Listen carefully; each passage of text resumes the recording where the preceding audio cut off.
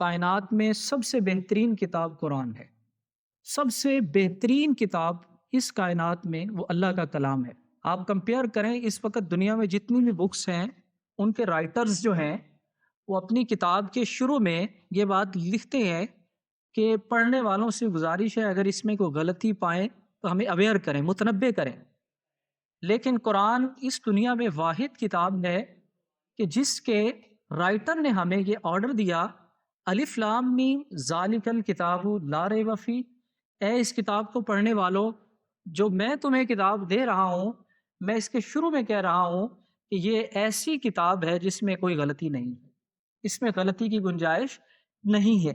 تو قرآن پاک سے دوستی کریں، قرآن جب بھی پڑھیں تو ایسا فیل کریں کہ جیسے قرآن آپ پہ اتر رہا ہے، کیونکہ قرآن مجید جو ہے وہ دل پہ اترتا ہے۔ آپ کا دل موم ہو جائے، آپ کا دل نرم ہو جائے۔ جب میں اور آپ اس انداز سے قرآن پڑھیں گے تو یہ قرآن مجید جو ہے ہماری کائنات کو بدل کے رکھ دے گا۔ یہ کیسے ہو سکتا ہے؟ بہت سارے ینگسٹر آتے ہیں کہ سر قرآن مجید ہم پڑھتے ہیں سمجھ نہیں آتی، تو میں کہتا ہوں یہ کیسے ہو سکتا ہے کہ کلام الہی ہو اور اس کا اثر نہ ہو، وہ بے تاثیر ہو؟ امپاسبل ہے، یہ پاسبل نہیں ہے۔ اصل پرابلم یہ ہے کہ آج ہماری دوستی سے ہے، قرآن سے نہیں ہے۔ تو قرآن مجید سے دوستی کریں، اسے اپنے ٹیبل پر رکھیں، اسے اپنی میز پر رکھیں۔ اونچی جگہ مت رکھو کہ پیٹھ نہ ہو جائے۔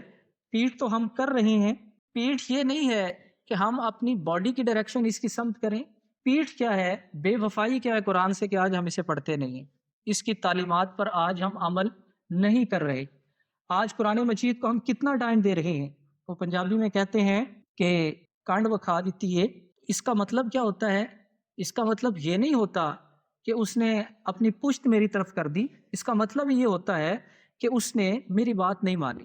تو آج ہم نے قرآن مجید سے دوستی نہیں کی، تو میں آپ سب سے گزارش کروں گا قرآن سے دوستی کریں، اسے اپنی ٹیبل پر رکھیں اور اسے ریفرنس بک کے طور پر استعمال کریں۔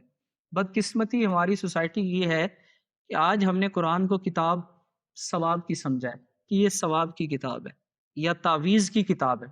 یہ برکتیں تو قرآن کے ساتھ ہیں، لیکن قرآن مجید کے نزول کا مقصد یہ نہیں ہے۔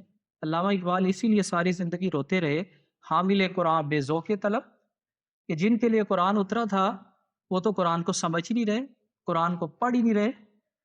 اور علامہ نے ایک شعر میں تو کہا کہ جب تیرے بوڑھے باپ کی روح نکل رہی تھی تو نے قرآن اٹھایا اور سورہ یاسین پڑھنا شروع کر دی۔ آپ کہتے ہیں افسوس اس بات کا ہے کہ نے قرآن سے بھی مرنا ہی سیکھا ہے، کاش اس سے تو جینا سیکھ لیتا۔ صاحب قرآن ہمیں زندگی گزارنے کے طریقے سکھلا رہا ہے، قرآن مجید ہمیں زندگی کے ایٹیکیٹ سکھا رہا ہے۔ اگر میری اور آپ کی دوستی قرآن سے ہو گئی تو یہ ہمارے فیوچر کو بدل کے رکھ دے گا۔